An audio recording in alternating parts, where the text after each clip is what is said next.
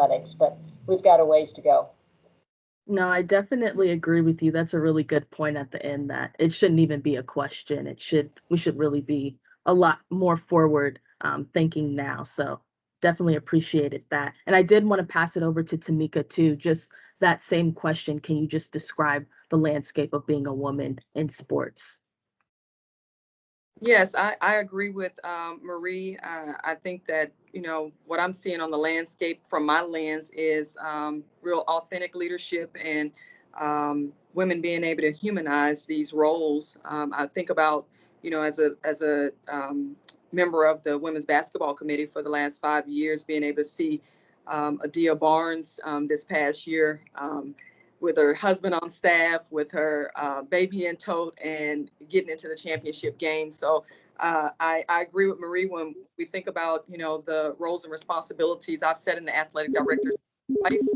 I'm now supporting an athletic director as a COO, but we do a lot of things. We have a lot of juggling, a lot of balancing, but we're seeing, I think, more and more, even though we're not getting as many of the opportunities I think we deserve as frequently as we should. I think when we do get into these opportunities, we do show that we have all the skill sets, the ability to get the job done in excellence, and I would venture to say elevate and raise the standard. So I'm excited about that, and that encourages me every day in these roles.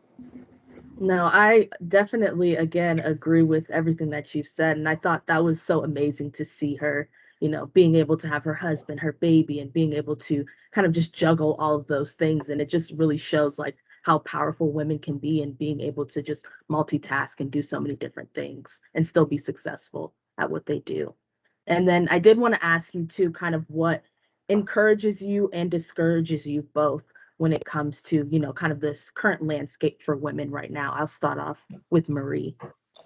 Well, I think what encourages me is the hope that we come to work every day and the fact that we know we are changing the lives of the students that we serve. Athletics is just such a wonderful platform, and we all know the benefits that getting a degree from any 4-year institution or 2-year institution, the value that that has for young people. There's no question about that. The very best part of the job is the student athletes. They're motivated, they keep us young, although I keep getting older, they kind of stay between that, 17, 18 to 22-year-old time frame, and I keep sort of getting older, but they're just terrific. They are wonderful ambassadors, and I love I always laugh a little bit when people maybe wonder about, the value of athletics. And you think what athletics has done for women? Are you kidding me? It's one of the greatest gifts we can give a little girl, a girl in high school or a woman in college to have an opportunity to compete in sport. So that's what really, really encourages me. I think the struggle that we face is always just sort of the business of athletics. And I tell myself all the time that, we're under the umbrella of higher education, even though we're running this business, to remember to our core values and that our mission matches the mission of the university. And sometimes I think we lose focus on that and the purpose of every day to our core. We're educators, athletic directors. We are educators to our core, and we are teachers. And so I have to remind myself sometimes that just when you look at the landscape at times in athletics. Absolutely. I definitely agree with that. And then I did want to pass it over to Tamika as well, just to answer what kind of encourages you and discourages you about the current landscape. Yeah, I get encouraged every day. I think as a mentor and model myself in these roles, to be an illustration of hope, to be able to help guide and support young men and women as they're, journeying and matriculating, as we shared. I also, have some times of discouragement when I think about, how far we've come since Title IX in 1966, which was right around the time I was born. Again, thinking about, where the landscape of college athletics is right now and the business of sports that Marie spoke to that we deal with every day is, there's a saying that if it doesn't make dollars, it don't make sense. And so a lot of times, that's top of mind. But again, I think we have to, humanize these roles in a way that we can keep the main thing, and that is education. That is providing an opportunity for many. I've been at a lot of first generation institutions that this is their hope line, their lifeline to making a better path for their families. All of that is really important and really, drive me every day. But it's discouraging sometimes when you see the disparities among, men's and women's sports in particular. I know, again, as a member of the women's basketball committee, we saw firsthand, the concerns and challenges that were illuminated. We've all seen them across all sports, all divisions for years. But I think it gives us a chance when you have women's basketball as our premier sport to be able to speak out about those disparities a little clearer. And then you hear softball, I think, came out weeks later. Volleyball came out weeks later. And so this is just a time of real opportunity for us to activate and make some changes in our advancement of some of these things that really discourage us. And I, like Marie, remain hopeful that we will continue to do great work, continue to make sure that education is at the top of mind. But you think about the name, image, and likeness that's happening right now as well. That's going to put a whole different spin on how we do athletic business. And all of these things could be a benefit, or they can continue to extend the gap. And that would be discouraging. But I like to remain on the side of hope that it can all make our profession a lot better for the young people we serve too. Absolutely. I think it's kind of interesting because with everything going on, how unprecedented it is, but with everything that is going on, this is the perfect time for us to really speak out about the inequalities and things that are going on in the sports industry, and then, trying to get a way to fix that and figure out how to make it more equal. So I think even though it's unprecedented, it's a great time to be a woman in sports right now. So I did want to pass it over now to Maria and just ask, what action steps should sports industry take for equality here? Thanks so much. I think certainly the one of the first steps, I would recommend is blowing up the model, right? No longer doing things the same way that you've always done them. Take a look at what your practices have been, and start from the ground up, and start building a foundation that looks to be more equitable. Certainly to those areas that you would like to be equal, right? So to me, I think it's all about starting over and being creative. Not, if you're facing a wall, see what you can do to, break that wall down. Don't go around it, break it down, right? So really just trying to be as creative as possible, but also, again, not taking no for an answer, and certainly communicating in a way that, allows you to really express your goals and your priorities. You can't, I think at the end of the day, you have to build it in a way that you expect to get it done in the long run, but also to have patience to know that you've got to be able to, build it progressively, and not expect that things are going to change overnight right away, but know that they are going to change. So I would definitely say, blow it up, start over, build a good foundation, and certainly expect that your goals are going to be achieved in the long run. Absolutely. I know I'm actually taking the DE&I course, the free course at USF, to get my certificate. I know a few people on the call are actually taking that as well. And they talk about that, looking at that as an investment and not more as an expense. It's really important for us to kind of restructure. And like you said, just blow up the model and start from the beginning and look at it as an investment, not an expense. And then I did want to pass it over to Meredith now to also ask, the same question. Can you just, kind of describe, kind of what's going on as far as what action steps, women should take? Sure.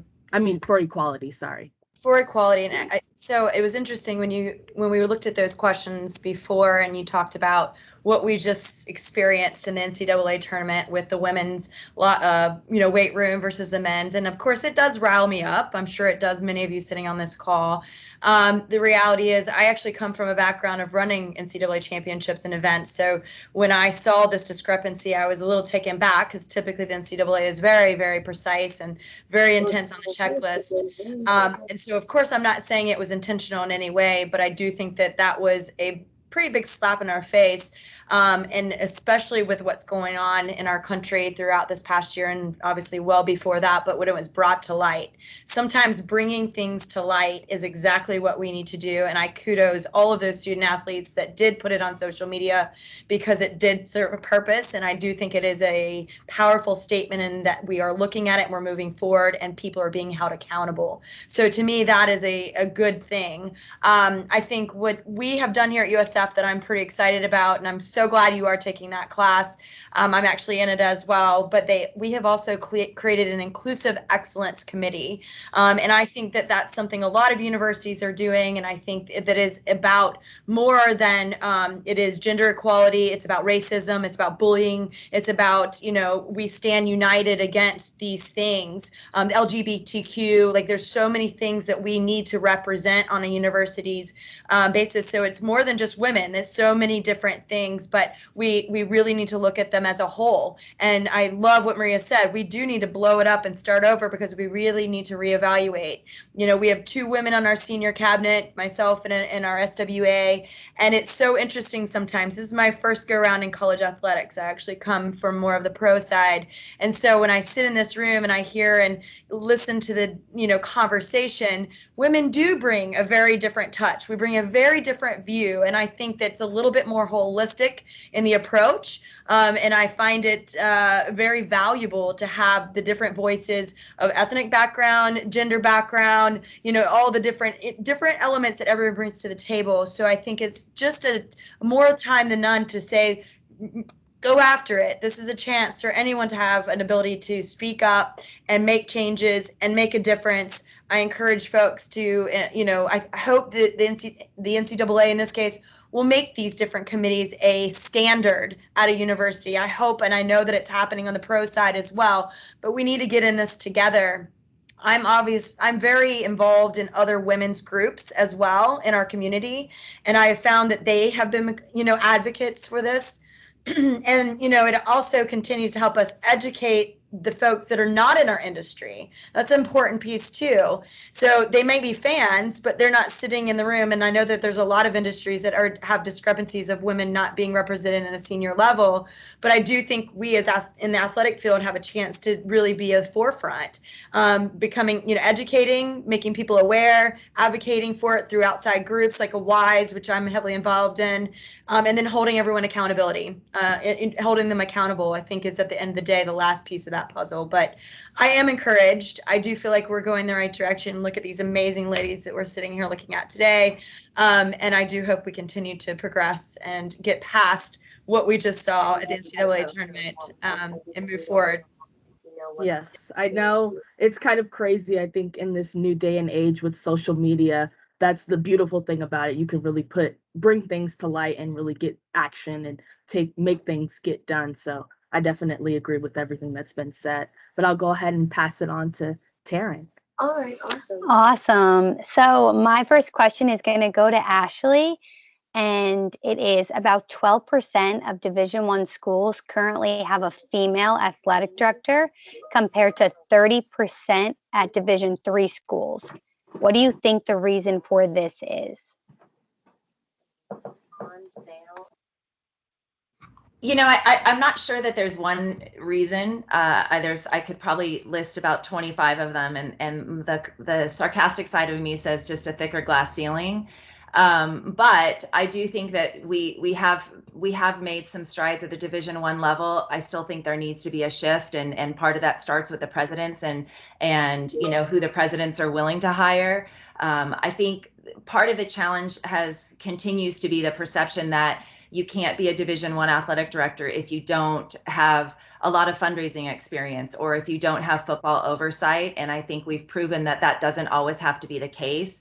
I think, again, depending on what your support structure is departmentally, if you have a number two in those roles, I mean, I think the bottom line is this is a lifestyle, and the athletic director role, as Marie mentioned, is a large responsibility. There's a lot of different facets and daily responsibilities that this position has. So I think for athletic directors, being able to hire a staff and have people around you that can complement maybe some inexperience in some of those responsibilities.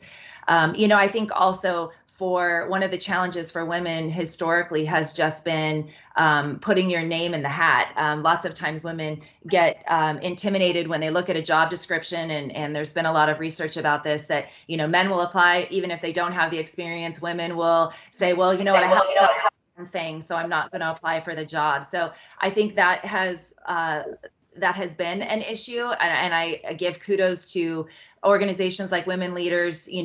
They're really doing a lot to provide professional networking opportunities for women to prepare themselves for the role of an athletic director. I think the NCAA has done a great job with the Pathways program, and really, again, trying to prepare women for these roles and get women in the room. And I think the search firms have also done a really good job in trying to, again, diversify the pool of candidates that institutions are looking at. But I think at the end of the day, I don't know that there's one reason. I think, if you probably look at it, these numbers probably mimic what we see in corporate America and some of the challenges of women, as CEOs in large organizations. I think we have made major strides, but I do think there are some intentional things that women can do to get in the arena, put themselves in the conversation, and get that experience.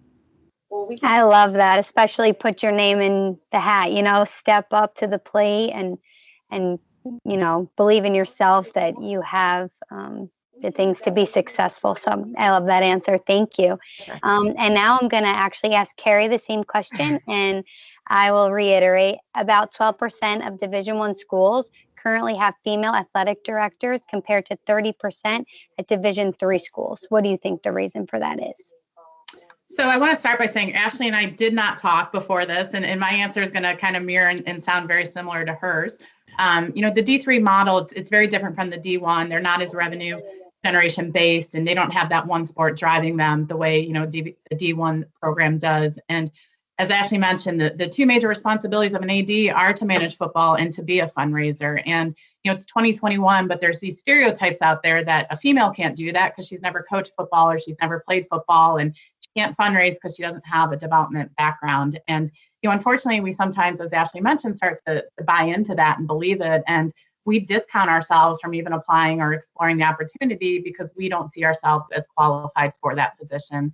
And I think it's so important that athletic departments continue to empower their females, allow females to have sports supervision over their male programs, allow, the females to cultivate relationships with donors so that, we develop those skill sets, but also the confidence, to be able to put our name in the hat for some of those high level jobs. Well, talk about great minds think alike, both of you. So thank you so much for your answers. And that inspired me. So I hope that inspires a lot of people on the call to raise your hand and believe in yourself and know you can get the job done. My second question is actually going to go to Maria. And I would love to know, how can the men of the sports industry be better allies to the women in the sports industry? I'm going to answer like all women probably answer, and that is, could they please be better listeners, right? Could they just listen to us, right? For a change. No. I love it. But no, I'm not really kidding, but I think it's really important. We certainly, we try to communicate, right?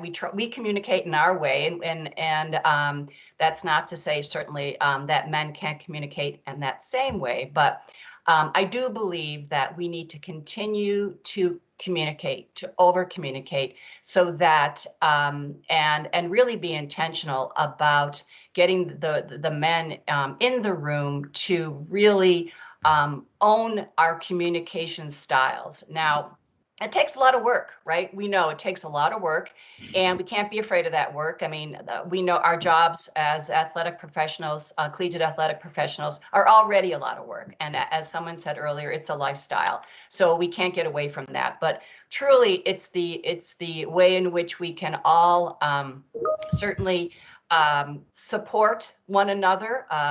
We need to support each other as female administrators, and also to be able to let the men know when they are not listening. We can't be afraid of saying, hey, you know what, do you hear what I'm saying, right? And being afraid to call them out. That's critical, because at the end of the day, we're not going to get any better as administrators unless we're all moving in an uncomfortable position sometimes forward, and difficult conversations, but we have to have those. So I feel as if it's really going to be based on communication and an effort and hard work. So that's it. Awesome. I completely agree, and make sure we're all listening and moving forward together to make everything better as a whole. So I appreciate that. And I would love to come back to Ashley and ask you the same question. How can the men of the sports industry be better allies to the women in the sports industry? Yeah, I think it comes down to intentionality. I think being intentional about hiring women. I think for a long time, I've heard a lot of men in my years in this business say, well, nobody applied for the job. And I think, again, you've got to go find women. You've got to go find the person that's going to meet the qualifications that you're looking for, experience that you're looking for. And I think, again, you can use your network. Men have great networks. We all have great networks in this business, but utilizing those networks to find those people that are going to complement your weaknesses or that are going to add value to your department. I would also say, for men, putting women in roles that allow them to grow their leadership skills or to take on leadership roles. Again, being intentional about, maybe seeing something in that person that they may not see in themselves at that time, but giving them a responsibility or an added role to help them grow as professionals. And I think that, again, that can be really valuable for the growth and development of women in their own career path. Awesome. Thanks so much. And that's such a good word, intentional. And just because it doesn't fall in your lap doesn't mean that you shouldn't go out and find it. So thank you for those wise words. I really appreciate that. And I'll pass it back to Coy. Yes, no, that was very, very awesome. I love that conversation there. And now I want to pass it back to Tamika and just ask, what experiences do you believe are important in your career now to get you to where you are now? Some of the experiences I would start with saying is my professional development. I believe that, I really had to invest in myself, and I've been fortunate to have be a part of organizations that have invested in me. I remember over 20 years ago now being a part of what was then NACWA, now Women Leaders, and participating in all the professional growth and development opportunities that were presented by that organization. And oftentimes my institution could not afford to fund and support and send me, and I would write letters of interest and ask for scholarships and would get them, and I continued to grow and develop to an amazing track. Now I'm a part of the Women Leaders in College Sports Board, so I get a chance to be a real advocate for advancing minorities in our industry. I really love that. I think, building a broad network, a very diverse network, has been critically important, because now as a hiring manager, I get to lean on those resources and have the network already to get the short list together to make sure that I get a very diverse pool to make the best hire for whatever the role and responsibilities. And then the last thing I'll just add is, the first time I stepped out of my comfort zone, quite frankly, was moving from my hometown, Atlanta, Georgia, to go be with another woman leader. I was a sitting athletic director in Atlanta at Clark Atlanta, Division II institution at the time, for 5 years. And I felt like I'd hit a ceiling, wanted to grow some more. And I went to University of Texas, San Antonio with Lynn Hickey, who's now at Eastern Washington. And, you know, we were both just, you know, ball girls. I mean, we just loved sports, loved one another, loved what we did in the profession. But stepping out into an environment with someone that, you know, would mentor and model for me, show me the ropes, so to speak. You know, the boys have that. The guys have it all the time. And to be able to get that from another woman leader, I mean, it was priceless. And I just try to pay that forward every day. And it's been a mutual beneficial transaction when you think about, you know, the important, you know, moves of your career and what it does, not just for you, but what it does for those around you. So I'm grateful for, you know, getting out of the comfort zone. And I encourage women all the time to just, you know, take that one step, because it took me from Atlanta to San Antonio to California, where I got a chance to get a better relationship with Marie, and now back home here in Kennesaw. So full circle, but all worth it. No, that's great to hear. I think you bring up some really good points just about making sure you diversify your network. I think that's important. They always talk about making sure you have management up in your network, but also manage down as well. There's no reason why you shouldn't have people in your network that are maybe not the same step that you are, but you know, that way when you do become a hiring manager, you can hire these people because you know that they're great people are going to work hard. And then also career development. I know that's important to me. I'm always looking to take classes and find new things to do. So I think that's important. And then I did want to, sorry about that. I did want to also ask the same question to Carrie. Just what experience do you believe was the most important in your career to get you to where you are now? Yeah, I have a leap of faith story, much like Tamika. So Tamika, I love that. After I graduated from college, I was working in a health and fitness facility doing all the rec programming. And I went back to school to get a master's in rec and sports management. I loved what I was doing. And the very first class I took was a sports marketing class. And we partnered with the Cleveland Cavaliers to do a ticket sales project. And I had always wanted to work in sports, but just never took a career path that got me there. Nobody ever said, you know, go get an internship or, you know, go be a sports management major. And I saw it as an opportunity, and I took it and I embraced it and I ran with it. And I, you know, sold the most tickets in the class. But there were several NBA teams that were doing this project, and of everybody in the nation, I sold the most tickets in the entire nation. And I got to go to an NBA job fair down in Texas and meet with, 28 of the NBA teams. And I fell in love with the Atlanta Hawks. And I ended up taking a job with them, packed up my entire existence and moved to Georgia. And I had never been to Atlanta. I did not know a soul. I was living in a world where I wore khaki shorts, polos, and tennis shoes every day to work, to business suits and heels, and didn't know how to sell anything, let alone an NBA ticket or an NHL ticket. And I figured it out. And it's survival of the fittest, and I thrived, and I stayed there for 4 years and absolutely loved what I was doing. And ultimately, it wasn't Cleveland. I am a Cleveland girl. It is the best city in the world. And it was time to come home. And, I had the opportunity at Cleveland State, and I've been here for 13 years, and I love my job.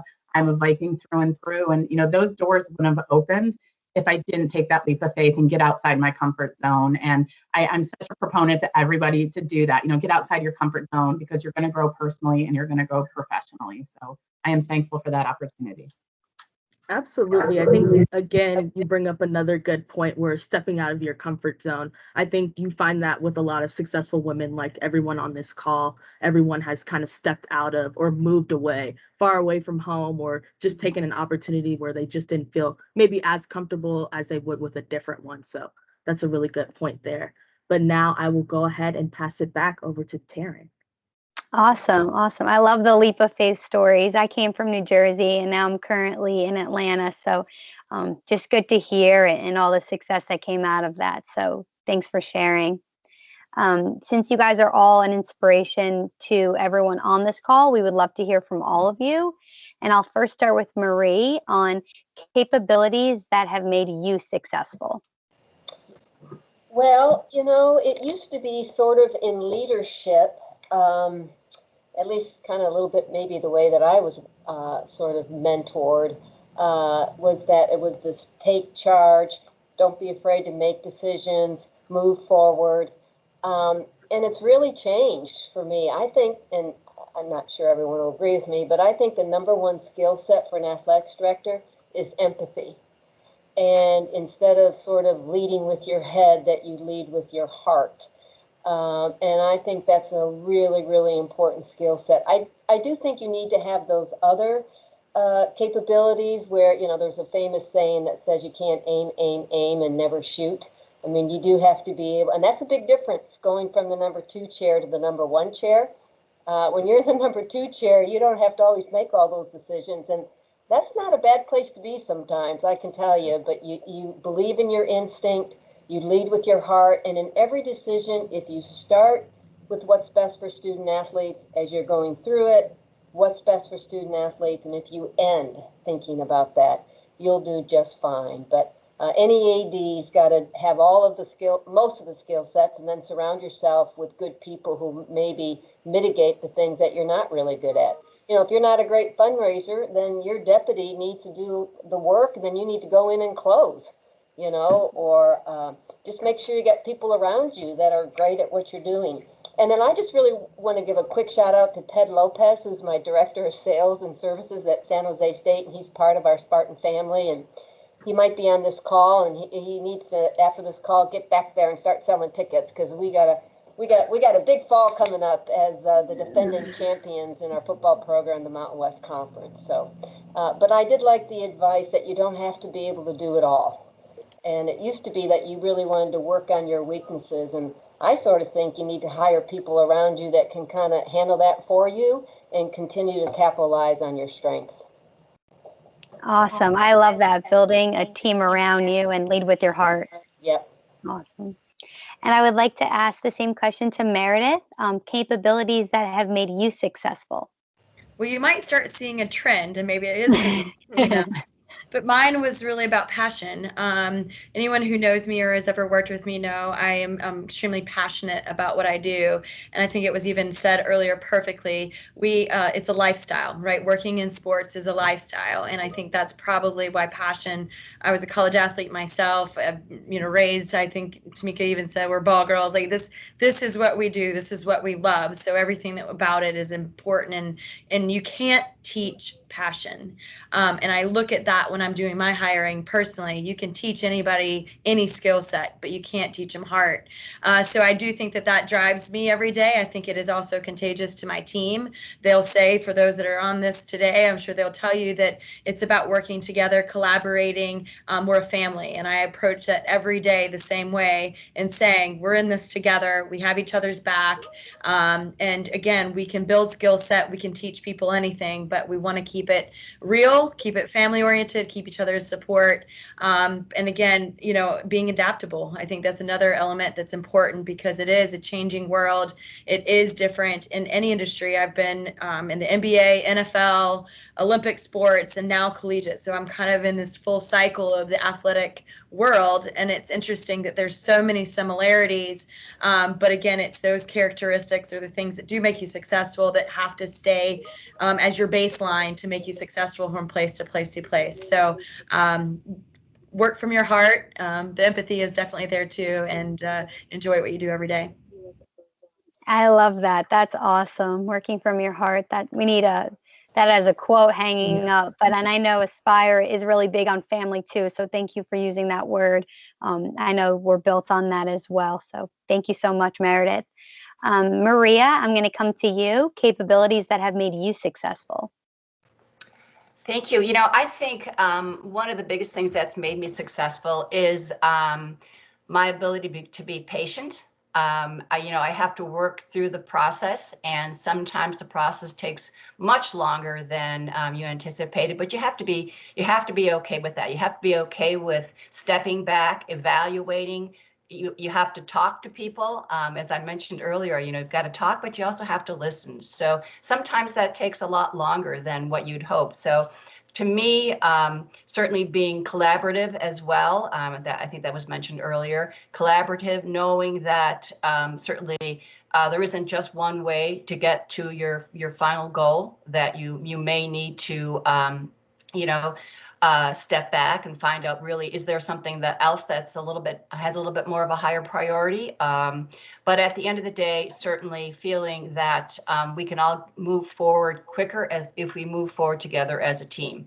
And that takes building a team that's going to work with you, being patient with the process, and knowing that just when you get something done and you feel like you've checked off your goal, there's going to be something else there that's going to require your attention right away. So know that it never ends, right? And just keep, moving forward.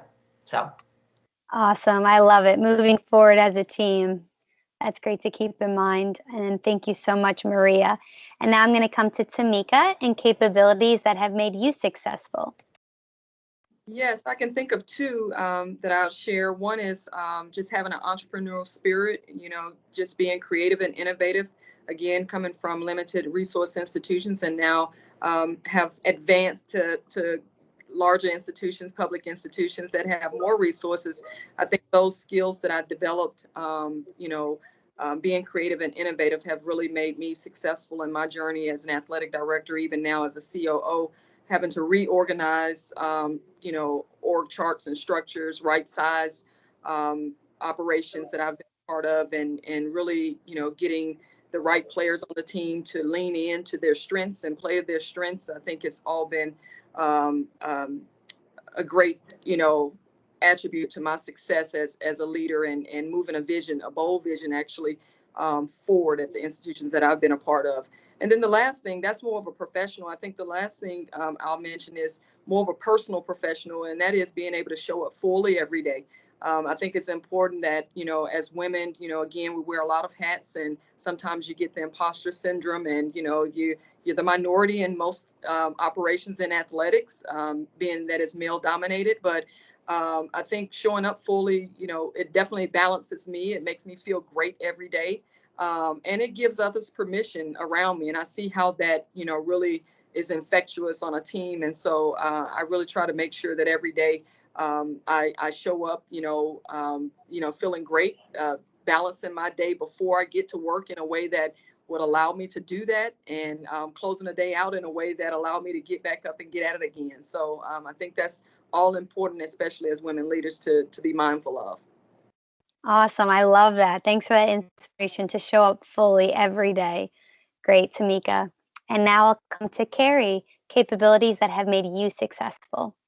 So I do work in the ticket world, and for me, it's customer service. It's something I pride myself on. I want to make sure every single fan who comes into our venue has a great time, so that they go and talk about it and they come back. And I preach it all the time. Max, my sales rep, is on this call, and he hears me preach every single day. And just going above and beyond to assure that our fans are having a great time. And we always say we're Cleveland State, and I love our university, but we can't just open our doors and have fans flock in. So we have to go that extra mile, so that they have a great time. And if there's a problem, we're going to fix it, and we're going to listen to them. And a lot of times they just want to vent, and we're going to be their punching bag to allow it. But I just think customer service is just so important, and that people building relationships with people. Awesome. I know everyone on this call can relate to that. Customer service is huge. I'm here at Aspire, so thank you so much for that feedback, Carrie. And last but definitely not least, I'll come to Ashley. Capabilities that have made you successful.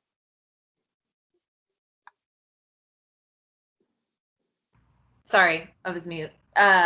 You'd think after a year I'd figure that out. For me, it's about, Mariah mentioned it, but collaboration and being able to develop relationships with the people that you work with. And also, I think what's really important, and that I've learned along the way, some lessons harder than others, but meeting people where they are instead of expecting people to always meet me where I am. And I think that sometimes that's really challenging, but trying to motivate some folks can be really challenging. So trying to figure out what motivates them and how to meet them where they are, to get the best out of them, or to get the best product that you can put out there for your institution. So I think, again, developing relationships and investing in people, but also meeting people where they are. Awesome. Thank you so much, Ashley. And that seemed like a common theme with you all, that meeting people where they are. And that's why you guys are such great leaders, because you truly do. And you recognize people's strengths and try to help out with the weaknesses. So thank you so much. And I will pass it back to Coy. Yes, those are all some very great answers and definitely some things that I will keep in mind for my career trajectory as well. But I did want to go to the chat. I know we have some questions here. So the first question I have for the group, for the ladies here, is diversity, equity, and inclusion has been a major focus across the country since the death of George Floyd last year.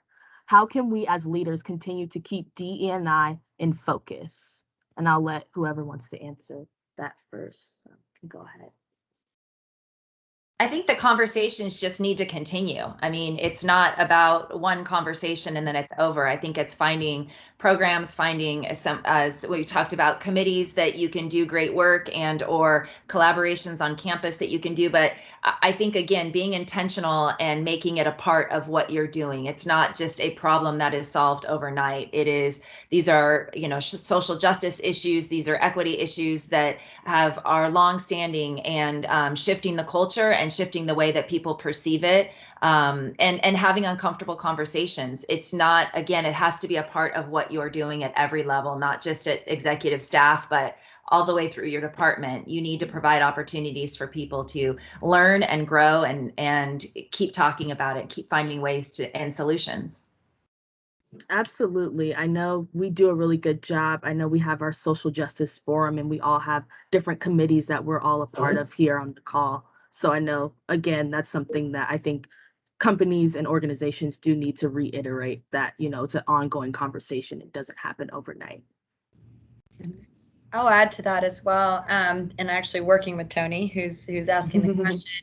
But it's been actually pretty exciting. USF is actually in a HBCU matchup this year in football. So our second game of the season will be against FAMU. And so we're looking at that as an opportunity to really engage and create a opportunity for education around what is an HBCU, what are the different things. We're actually talking about doing a step show and doing some different things and almost making it like a classic. I actually had the opportunity to run a classic in Cleveland, and where Carrie's from, a few years ago, and it was just so inspiring to me. And I think that's what kind of started getting my thought process moving. But that's where it started, and now we're actually doing a year-long programming piece around every sport. So we're going to do something with football, something with basketball, something with baseball, and doing some different matchups because it needs to be a continued conversation. Just like Ashley said, it's not a one and done. But if we can keep doing our part, and if athletics continues to be probably the most forefront piece of education, right, on a campus, we have this is our role. This is our opportunity to show our fan base and get our community understanding what we can do as individuals, as athletic departments, or as people to continue to further the conversation. So looking forward to a year long of programming around athletics. It's above and beyond our standard just doing a game. That's amazing that you all are doing that. I know that's something that Maryland's been talking about. We're thinking about doing something like that as well. So that's awesome that it's going to be a year-long program.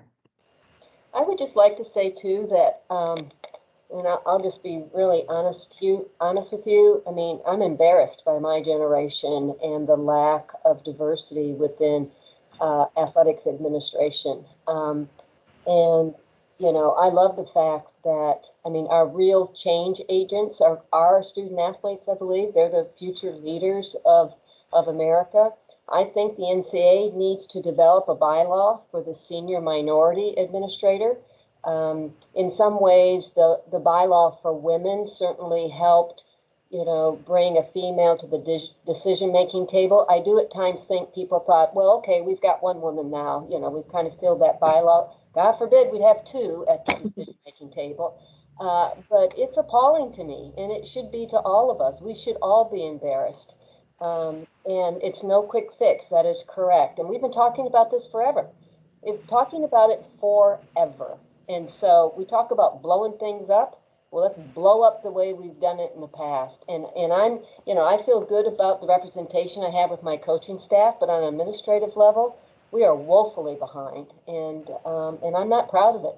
And so I got a little passionate there about this, but it's just so frustrating for me. It really is. So thank you. No, I definitely agree with you. It's very frustrating. I look at Twitter sometimes and people are just kind of saying the same thing. How many times are we going to have this conversation? When is actual change going to happen? When are people going to be ready for things to blow up? And I think that's the real question, is like, when are we going to be ready to blow things up? So I didn't know if anybody else wanted to answer this question as well. I think Or I you can- did a great job. I'll just share, just from an experience, when I was sitting in the athletic director's seat during the George Floyd murder. It was a really trying time as an African-American woman, mother of a African-American son and daughter, and partner. And, you know, I had to, I think Marie said, you know, the leading from a place of empathy. I had to get beyond my own self and really just think about the student athletes that we were impacting, making sure I set our coaches up for success in dealing with these conversations, and not, you know, overlooking it, because they, based on my population, didn't necessarily understand all the connectivity that was associated with it.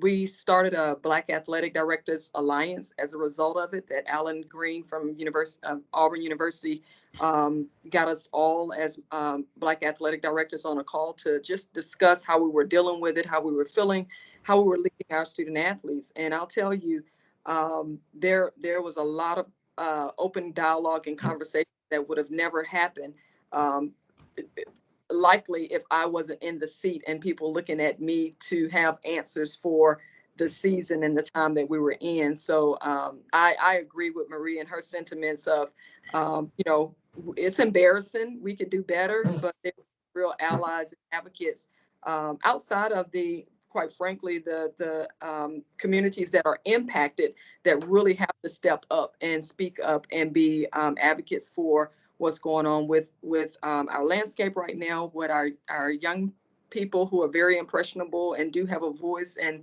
are having some experiences that we can prevent them from recycling for years to come. So I'm most proud of coming out of a season, you know, when everything kind of had its onset, because I saw the difference in what was happening when Colin Kaepernick kneeled, which was 4 years prior, to what happened with George Floyd's unfortunate death.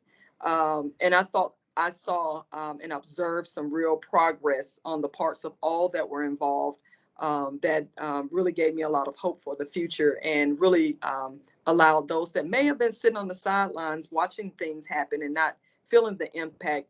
They really have stepped up, and I'm grateful for those, and definitely for those that have shared on this call for that intentional step forward. Absolutely. Oh, yeah, go ahead, Mary. If you guys don't mind me just sharing a story briefly. When we had some riots here right across the street from campus, and one of our big sports stores burned down, and it was obviously at a very emotional time for everyone. And we have only, at the time, we only had one person of color, and it was a female, our SWA, on our cabinet. And the very next morning, after all of that was happening here in town, we had a cabinet call, and it was a very, very emotional moment. And here's a woman who I already have an immense amount of respect for every day in the business sense, everything that she's responsible for in our athletics department. But there was a big piece of her puzzle on a day-to-day that I did not know. And that was being a Black woman and the only one of color in our administration, where she took on a whole nother role that I don't think anyone knew to the full extent, where that next day, when these student athletes, they go to someone that looks like them and lives like them and has, you know, someone that they could turn to. And I'll never forget, I don't think there was a single person on our cabinet call who was not crying. We were crying with her, for her, around her, as a sister, as a friend. And it changed all of our perceptions of things. And I say this to say what an important factor it is to have someone represented. We have a larger majority of African American student athletes than we do of other nationalities, and I think it's important to have that representation at a senior level, because they are looking for someone to talk to. But I did not realize the burden that put on her, and I say that in a burden, and I don't mean it in a negative way, because she would say it's not either, but it's a responsibility, and that she felt obligated to, but that was so far beyond her role. So I'm sure, Tamika, you took that on everyone as well. And I say thank you.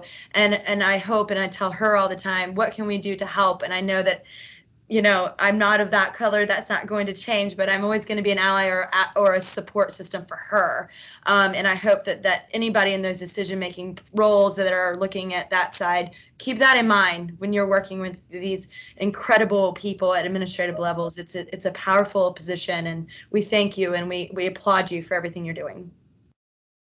Yes, that's a great story. And just to share the same sentiment, I know when everything happened, it was really hard for me. It was hard for me and my friends. We were just kind of just really tired of seeing it over and over and over again. And it gets tough. You know, I'm on the phones, you know, we deal with a lot of season ticket holders. And like Marie was saying, sometimes the older generation, they don't really understand what's going on. And I've had some really uncomfortable conversations during that time, just with some of our fan base, unfortunately. But I definitely agree. I think we have to keep the conversation going. And just like how you were saying, Meredith, that, you know, you take on a lot of responsibilities that, you know, you just don't even know, especially when you're the only one in the room. So I think that's a really good sentiment there. I didn't know if anybody else wanted to comment on this question? Or Not so much comment on the question, okay. Coy, but to first half, as founder and chairman of the Aspire Group, our Women in Aspire movement is awesome. You guys are amazing. Thank you. Keep being amazing. And, you know, we've come out with a BHAG in terms of our own diversity, inclusion, and equity initiative that we want in the next couple of years to be 50% diverse in the company. You know, thank you, Tamika. Tamika knows we always do a round of applause. That's what you get for a guy who used to teach summer camp, you know. You know, the BHAG's nice, but it doesn't mean diddly if we don't do it. And, you know, I was in Major League Baseball when Al Campanis made some ridiculously racist comments about the lack of integration of the managerial roles and general manager positions, Major League Baseball, and we made a big commitment. I sat on the initiative for Major League Baseball. We've had Pepperdine University MBA students, thanks to Chad Cardinal, come on board and help us with lots of thoughts and plans. But my challenge back to the company is, like you guys have said, stop talking about it and do it.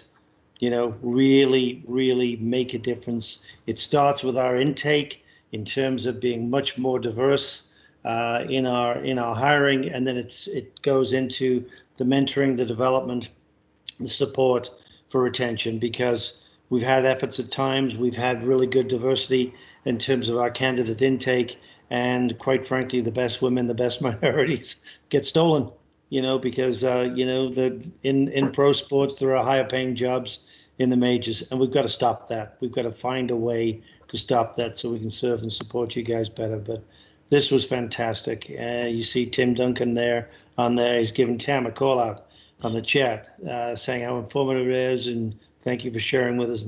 What's up, Tam? It's from Tim Duncan. So thank you, guys. I'll pass it back to Molly.